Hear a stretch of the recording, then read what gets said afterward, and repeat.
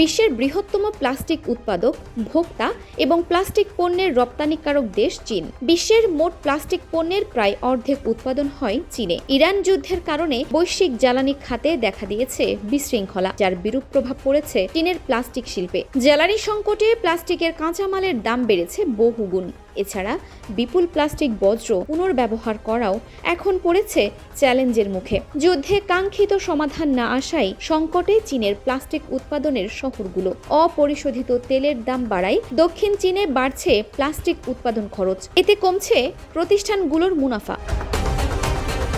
দেশটির বৃহত্তম প্লাস্টিক বাণিজ্য কেন্দ্র ঝাংমুতোয়ে যুদ্ধ শুরুর পর প্লাস্টিকের দাম বেড়েছে প্রায় 60%। দাম আরও বাড়ার আশঙ্কায় প্লাস্টিক পণ্য কেনাকাটার হিড়িক পড়েছে। কারখানার মজুত শেষ হলেও কাঁচামালের চড়া দামে পণ্য উৎপাদন করতে পারছে না অনেক প্রতিষ্ঠান। আতঙ্কিত হয়ে অনেকে পণ্য মজুতের দিকে ঝুঁকছে। এতে বাধাগ্রস্ত হচ্ছে সরবরাহ। অপরিশোধিত তেল ও কাঁচামালের ঘাটতির কারণে বাড়ছে পণ্যের দাম। এর ফলে আগের ক্রয়াদেশগুলো বাতিল করছে বিভিন্ন প্রতিষ্ঠান। নতুন চুক্তিতে বেশি দামের অর্ডার নিতে বাধ্য হচ্ছে প্লাস্টিক কোম্পানিগুলো।